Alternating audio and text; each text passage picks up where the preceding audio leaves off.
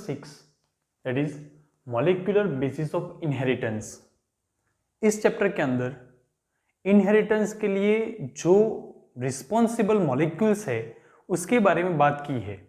इसके पहले के जो चैप्टर था उस चैप्टर के अंदर प्रिंसिपल ऑफ इनहेरिटेंस, उस चैप्टर के अंदर इनहेरिटेंस के लिए जो डिफरेंट रिस्पॉन्सिबल लॉज है वो लॉ के बारे में बात की गई है, जिसके अंदर मोनोहाइब्रिड क्रॉस क्यों होता है, डाइहाइब्रिड क्रॉस क्यों होता है, उसकी बात की गई है।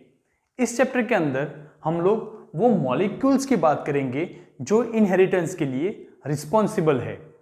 इस चैप्टर के अंदर हम लोग DNA, various RNA, transcription, translation, genes, वो सब की बात करेंगे। सो चैप्टर की शुरुआत करते हैं। Scientist knew that the genes are situated on chromosomes. Scientist को ये तो पता था कि जीन्स है वो क्रोमोसोम के ऊपर है, माना कि ये क्रोमोसोम है उसके ऊपर जीन्स है, वो उनको पता था, but did not know the composition of the genes. उनको ये नहीं पता था कि वो जीन्स है वो किससे बने हुए हैं। सो साइंटिस्ट को क्रोमोसोम के ऊपर जीन्स है वो पता था, लेकिन उसके कॉम्पोजिशन के बारे में नहीं पता था। The identification of the molecule of inheritance was a major challenge to biologist. Biologist के लिए सबसे बड़ा चैलेंज ये था कि उस मॉलिक्यूल को आइडेंटिफाई करना कि वो मॉलिक्यूल क्या है। वो मॉलिक्यूल डीएनए है, वो मॉलिक्यूल आरएनए है, वो मॉलिक्यूल प्रोटीन है, वो मॉलिक्यूल क्या है उसको आइडेंटिफाई करना वो उनके लिए सबसे बड़ा चैलेंज था। सो उन्होंने सबसे पहले एक गाइडलाइन तैयार की, यानी कि कुछ रूल्स तैयार किए, कुछ कैरेक्टर्स डिसाइड किए। वो कैरेक्टर्स डिसाइड किए कि अगर जो मॉलिक्यूल्स के पास ये कैरेक्टर्स होंगे वो जेनेटिकल मटेरियल कहलाएगा। So character of genetical material is able to store information. वो मॉलिक्यूल ऐसा होना चाहिए कि जो इंफॉर्मेशन स्टोर करे। Why? For development, structure and metabolic activities. कौन सा स्ट्रक्चर, कौन सी मेटाबॉलिक एक्टिविटी? तो आगे कहा है sales and organelles.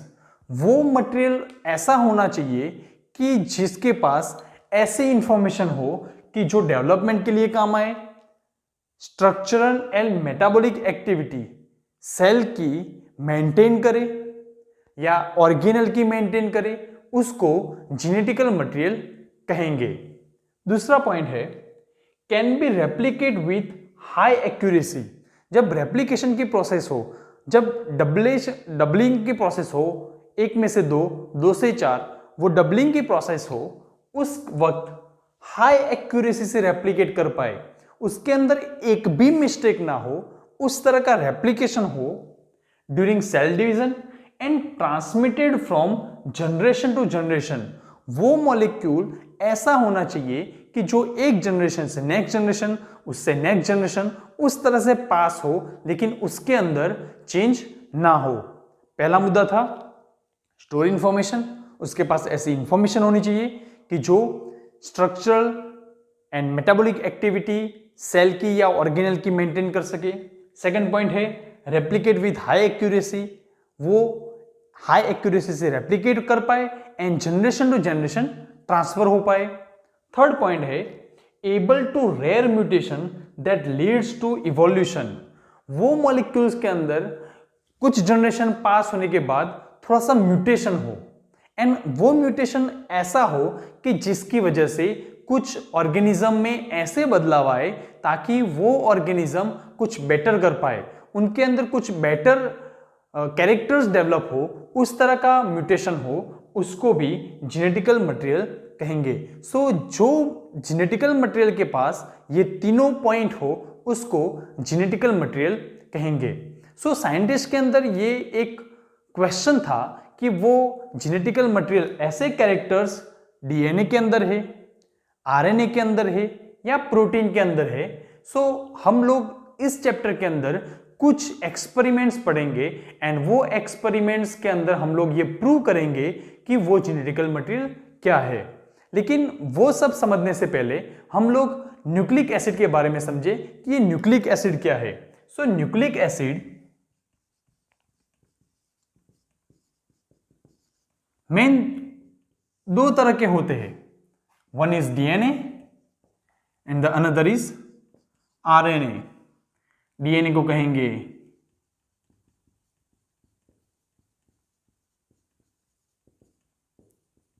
Deoxy ribonucleic acid, RNA को कहेंगे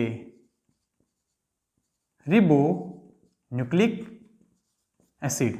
सो हम पहले ये दोनों न्यूक्लिक एसिड के बारे में बात करते हैं, उसके बाद हम लोग various experiments and DNA and RNA के स्ट्रक्चर के बारे में बात करेंगे।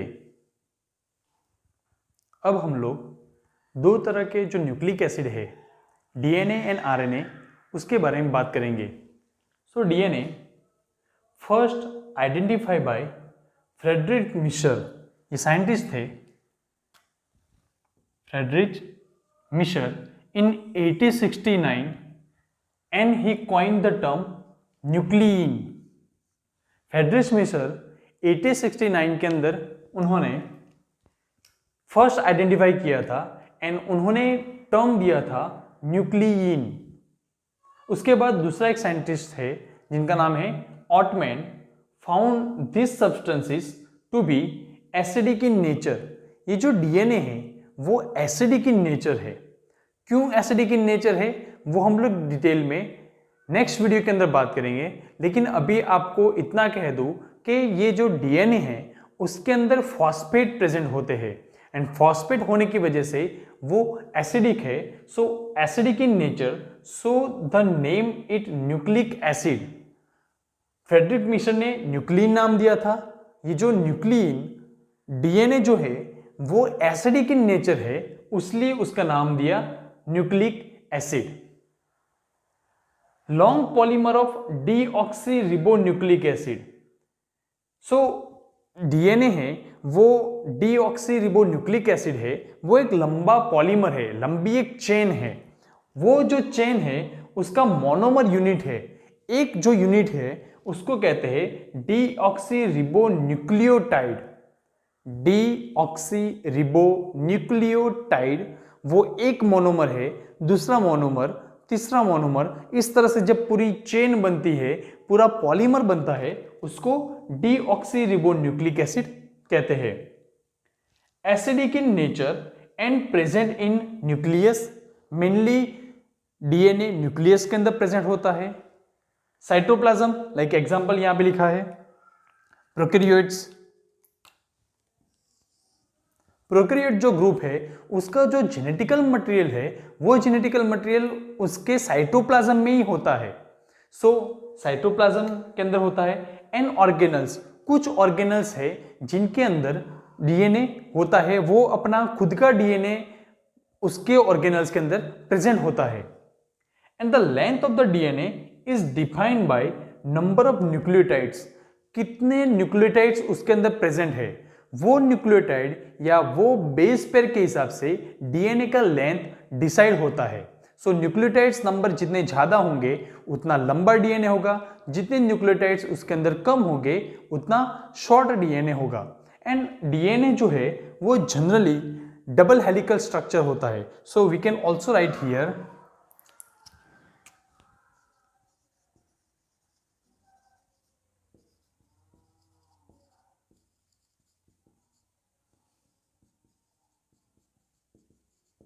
एंड वो जो डबल हेलिकल स्ट्रक्चर है वो इस तरह से होता है।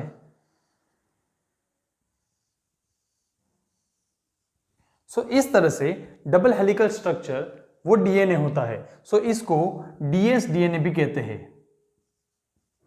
डबल स्ट्रैंडेड, दो स्ट्रैंड उसके अंदर प्रेजेंट होती है।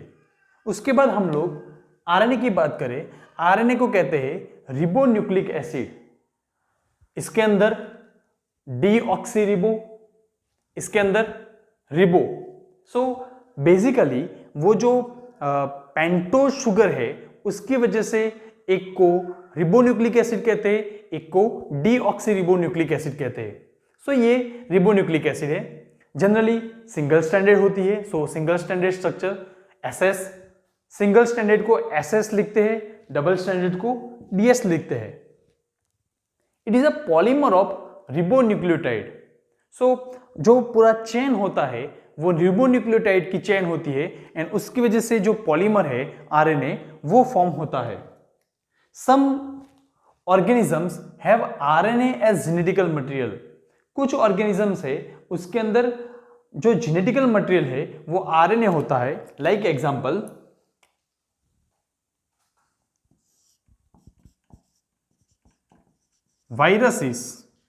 वायरस के अंदर जनरली जेनेटिकल मटेरियल RNA होता है, while some have its type like mRNA, rRNA, tRNA। सो कुछ ऑर्गेनिजम्स के अंदर जेनेटिकल मटेरियल होता है, जबकि कुछ ऑर्गेनिज्म लाइक ह्यूमन सेल्स है, यूकेरियोट्स जो सेल्स है वो सेल के अंदर mRNA, tRNA, rRNA वो जो RNA के टाइप्स है वो उसके अंदर प्रेजेंट होते हैं। सो यहाँ पर हमने DNA एंड RNA का जो प्राइमरी स्ट्रक्चर है, एक सिंपल इंफॉर्मेशन है वो हमने बात की।